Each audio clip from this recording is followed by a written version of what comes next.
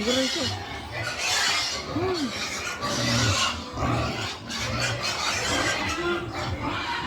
Siguro ito.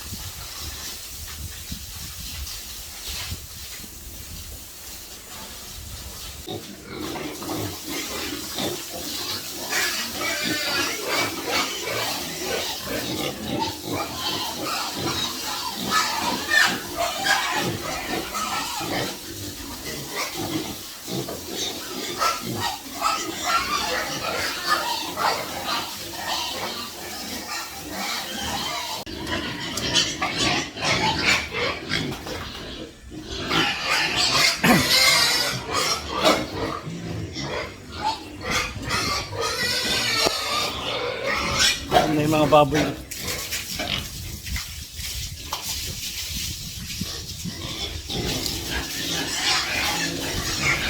months.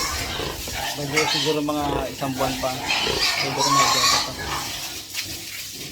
Lalo ngayon, nagmamahal na yung live bait. Kaya hanggat maaari maihabol natin to next month para maibenta.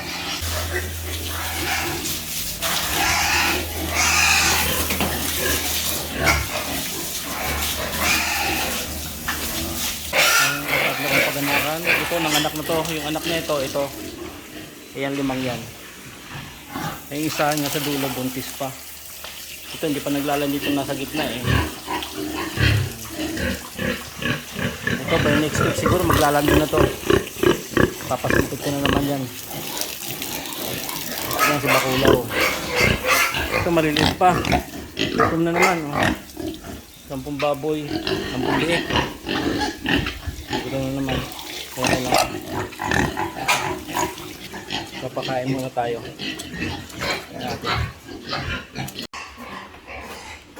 Yung sa malalaking yon, bali 2 ganito yung pinapakain ko. 2 tabo na ganito. Ayan. Malaki na eh.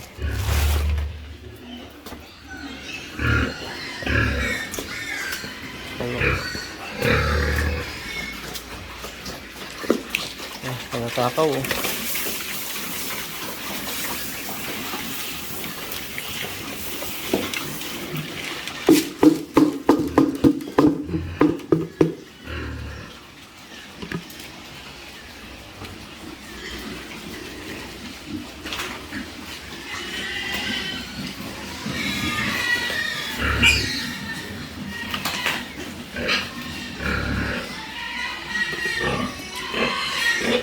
Ito makabusog na oh. Wala na, hinigaan na yung kanyang pagkain. Busog na eh. Itong isa parang nangihingi ka, labitin. Bigyan pa natin.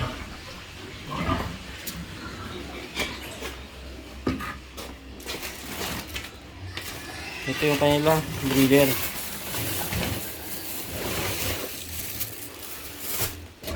Ito, yan. Breeder. Para sa paganakan. Yan. Ito naman yung starter. Starter pa lang siguro mga after pag 3 months na o 10.5 months mag-grower na ako.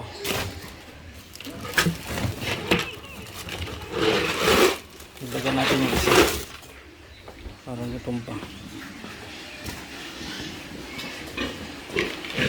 Ayan.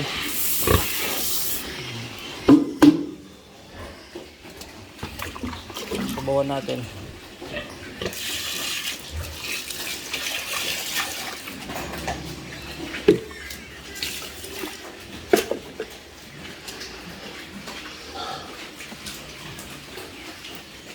Ito lang ginagawa ko dito. Ulit-ulit. Guys, ang araw 3 beses ako bumabalik dito sa pakain.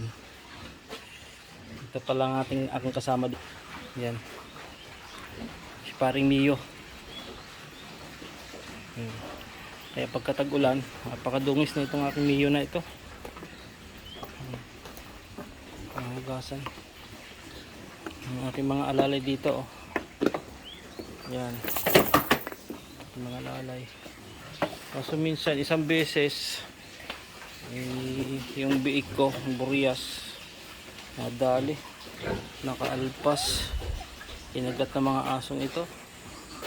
Kaya namatay na ako ng isang biik. Kaya ginagawa ko, ito na ngayon, naka-screen. Palibot, naka-screen na para hindi sila makapasok. Ito gate na, gate doon para hindi makapasok yung mga aso. Ito lang. Ngayon, pauwi na rin tayo.